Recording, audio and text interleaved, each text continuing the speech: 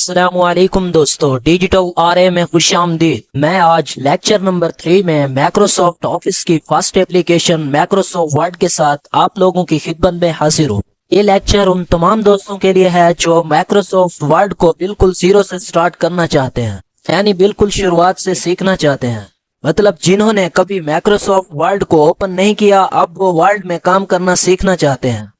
तो दोस्तों, हमने सीखना है माइक्रोसॉफ्ट वर्ड, लेकिन हम माइक्रोसॉफ्ट वर्ड को अपने कंप्यूटर या लैपटॉप में स्टार्ट कैसे करेंगे, मतलब ओपन कैसे करेंगे, इसका तरीका मैं आप लोगों को बताता हूँ। दोस्तों, अब मैं अपने लैपटॉप के डेस्कटॉप पर आ चुका हूँ और यहाँ पर मेरे पास विंडो 10 इंस्टॉल है और इसका जो स्टार्ट बटन है वो आपको यहाँ लेफ्ट साइड पर दिखाई दे रहा है। विंडो 7 का स्टार्ट बटन भी यहाँ लेफ्ट साइड पर मौजूद होता है, लेकिन अगर आपके पास विंडो 11 इंस्टॉल है तो यही लोगो यानी स्टार्ट बटन आपको यहाँ दरमियान में मिल जाएगा। आप जैसे ही स्टार्ट बटन पर क्लिक करेंगे तो आपके सामने मुख्तलिफ प्रोग्राम्स ओपन हो जाएंगे, लेकिन आप अपने कीबोर्ड की मदद से विंडो की को प्रेस करके भी इन प्रोग्राम्स को ओपन कर सकते हैं। आपको यहाँ सामने वर्ड शो हो रहा है, आप इस पर क्लिक करके वर्ड को डायरेक्ट ओपन भी कर सकते हैं। अगर आपको यहाँ से वर्ड नहीं मिल रहा तो आप यहाँ से सर्च भी कर सकते हैं। सर्चिंग में आप सिर्फ वर्ड लिख दीजिएगा। ये देखें, वर्ड आपके सामने आ चुका है। क्योंकि मेरे सिस्टम में माइक्रोसॉफ्ट वर्ड 2016 इंस्टॉल है, मतलब माइक्रोसॉफ्ट ऑफिस का 2016 पैकेज इंस्टॉल है, इसलिए यहाँ पर वर्ड 2016 शो हो रहा है। मगर आपके सिस्टम में 2013 हो सकता है, 2010 हो सकता है या फिर 2007 हो सकता है। आपके पास जो भी वर्जन है इसमें कोई प्रॉब्लम नहीं है। हाँ, नए वर्जन में कुछ नए ऑप्शंस ऐड होते हैं, लेकिन जो भी वर्जन हो, जो मैं आप लोगों को तरीके बता रहा हूँ, उन तरीकों से आप माइक्रोसॉफ्ट वर्ड को सीखेंगे तो आपको माइक्रोसॉफ्ट वर्ड सिंपल लगने लग जाएगा और आप माइक्रोसॉफ्ट वर्ड में बहुत सारी चीजें बना सकेंगे। तो आपके पास जो भी वर्जन है आपको टेंशन लेने की जरूरत नहीं है, आप इसको बिस्मिल्लाह पढ़कर स्टार्ट कीजिए। आप जैसे ही वर्ड पर क्लिक करेंगे तो आपके सामने इस तरह का इंटरफेस शो होगा, इसे हम वेलकम स्क्रीन कहते हैं। अब पुराने वर्जन्स में वेलकम स्क्रीन नहीं आती है, जैसे वर्जन 2007, वर्जन 2010 एंड वर्जन 2013। अब जैसे ही इन वर्जन्स में वर्ड पर क्लिक करते हैं तो डायरेक्ट ब्लैक डॉक्यूमेंट आपके सामने शो हो जाता है। दोस्तों, आपके पास जो भी वर्जन है आपको परेशान होने की जरूरत नहीं है, क्योंकि मैं न्यू वर्जन और ओल्ड वर्जन्स को आपस में कंपेयर करता रहूंगा। आप जैसे ही इस ब्लैक डॉक्यूमेंट पर क्लिक करेंगे तो आप डायरेक्ट माइक्रोसॉफ्ट वर्ड के इंटरफेस पर पहुंच जाएंगे। लेकिन इससे पहले वेलकम स्क्रीन में आपको क्या क्या फैसिलिटीज अवेलेबल होती हैं उनको देख लेते हैं। फर्स्ट ऑफ ऑल, यहाँ पर रिसेंट का ऑप्शन शो हो रहा है। अगर आपने पहले से कोई डॉक्यूमेंट्स बनाए हुए हैं या कोई फाइल्स बनाई हुई हैं तो वो सब आपको यहाँ पर शो हो रही होती हैं। आप इनको यहाँ से ओपन कर सकते हैं।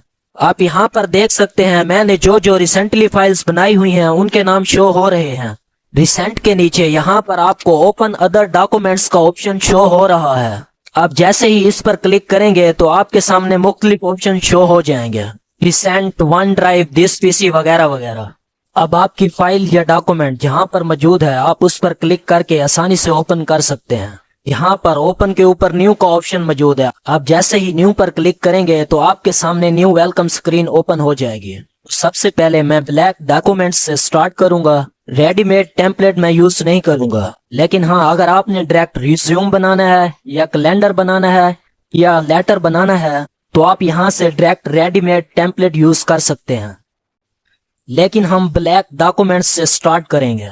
अब जैसे ही ब्लैक डॉक्यूमेंट पर क्लिक करेंगे तो आपके सामने माइक्रोसॉफ्ट वर्ड का यूजर इंटरफेस शो हो जाएगा। तो सबसे पहले हम बात करेंगे यूजर इंटरफेस के बारे में कि यूजर इंटरफेस में क्या कुछ होता है और यूजर इंटरफेस है क्या चीज, यानी माइक्रोसॉफ्ट वर्ड के किस हिस्से को क्या नाम दिया गया है, ये सब कुछ हम यूजर इंटरफेस में पढ़ने वाले हैं। सबसे ऊपर आपको जो ब्लू लाइन दिखाई दे रही है इसे टाइटल बार कहते हैं। टाइटल बार में आपको यहाँ पर डॉक्यूमेंट लिखा हुआ दिखाई दे रहा है। याद रखिएगा, हम माइक्रोसॉफ्ट में जितनी भी फाइल्स बनाते हैं हम उसे डॉक्यूमेंट्स कहते हैं, जिनका एक्सटेंशन .docx होता है। ये एक्सटेंशन क्या होता है ये मैं आपको फाइल को सेव करते वक्त बताऊंगा। फिलहाल यहाँ टाइटल बार पर इस फाइल का नाम डॉक्यूमेंट है, यानी जब तक आप फाइल को किसी दूसरे नाम से सेव नहीं करते हैं तब तक उसका डिफॉल्ट नेम डॉक्यूमेंट ही रहता है। टाइटल बार की लेफ्ट साइड पर आपको जो टूल्स दिखाई दे रहे हैं इनको customize quick access tool bar भी कहते हैं, यानी ऐसी तमाम कमांड्स जो ज़्यादातर आपके यूज़ में रहती हैं, मसलन saves, draw tables, redo, undo वगैरह वगैरह। आप यहाँ customize quick access tool bar पर क्लिक कर और कमांड्स भी यहाँ ऐड कर सकते हैं। अब जैसे ही यहाँ ओपन पर क्लिक करेंगे ये भी क्विक एक्सेस टूल बार में ऐड हो जाएगा। ये देखें यहाँ पर ऐड हो चुका है। अगर आप टाइटल बार पर मजीद कमांड्स को ऐड करना चाहते हैं तो आप यहाँ से ऐड कर सकते हैं। अगर आप यहाँ मोर कमांड्स पर क्लिक करेंगे तो आपके सामने मजीद कमांड्स शो हो जाएंगे। अब यहाँ पर आपको वो कमांड्स शो हो रही हैं आप जो टाइटल बार पर पहले से ऐड कर चुके हैं, और यहाँ पर बेशुमार कमांड्स मौजूद हैं। आप इनमें से किसी भी कमांड को टाइटल बार पर ऐड कर सकते हैं। टाइटल बार के राइट साइड पर कंट्रोल बटन्स मौजूद होते हैं। यहाँ पर आपको क्रॉस का साइन शो हो रहा है, इसको क्लोज बटन कहते हैं। इस पर क्लिक करते ही आपका माइक्रोसॉफ्ट ऑफिस क्लोज हो जाएगा। क्लोज बटन के साथ मैक्सिमाइज या रिस्टोर का बटन है। मैक्सिमाइज या रिस्टोर बटन के साथ आपके पास मिनिमाइज का बटन मौजूद है। यहाँ पर क्लिक करने से आपका माइक्रोसॉफ्ट ऑफिस क्लोज नहीं होता है, बल्कि ये मिनिमाइज हो जाता है और आप इसे टास्क बार से दोबारा ओपन कर सकते हैं।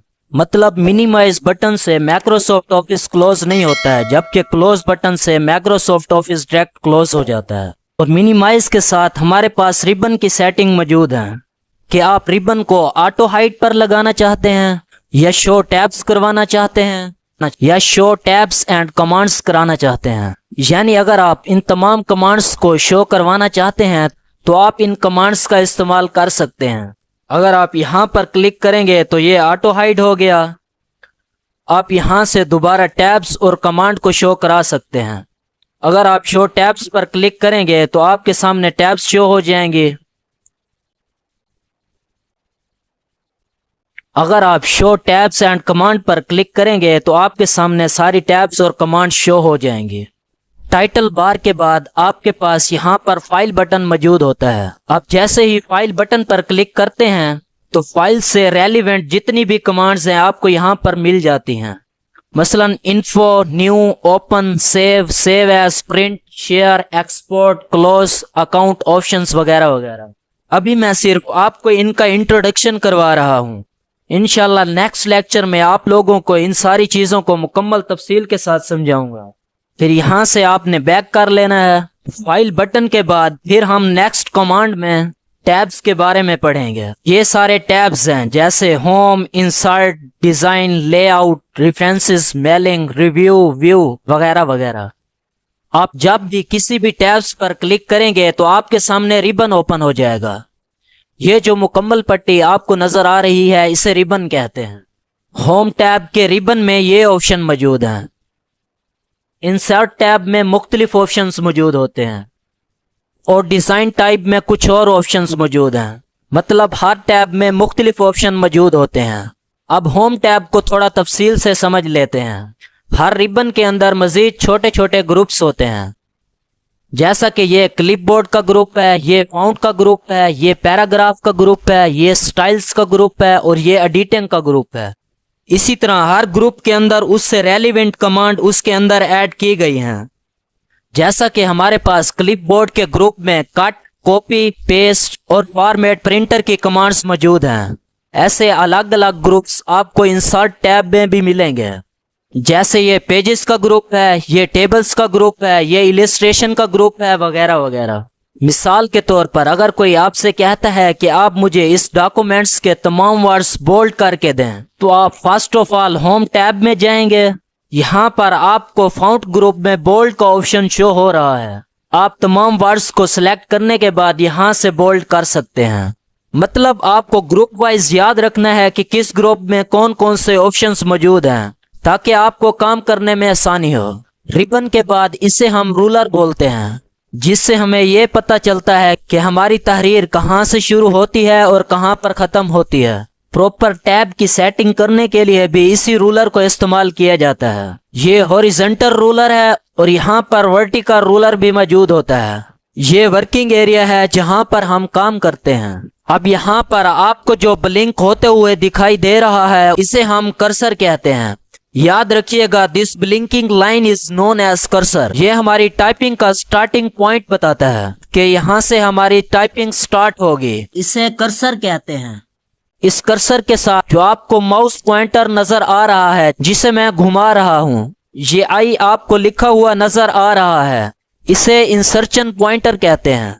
अब वर्किंग एरिया से नीचे आते हैं, इसे स्टेटस बार कहते हैं, जहां पर आपको पेज नंबर, इसके अलावा वर्ड्स और इसके साथ साथ आप लैंग्वेज कौन सी यूज कर रहे हैं, ये तमाम चीजें आपको स्टेटस बार के लेफ्ट साइड पर दिखाई देती हैं। जबकि आप स्टेटस बार की राइट साइड से पेज के जूमिंग लेवल को भी चेक कर सकते हैं। याद रखिएगा, पेज का नॉर्मल जूमिंग लेवल 100% होता है। अब मैं इस पेज के जूमिंग लेवल को कम करने लगा हूं, जरा ध्यान दीजिएगा। अब मैंने जूमिंग लेवल को कम करके 10% कर दिया है।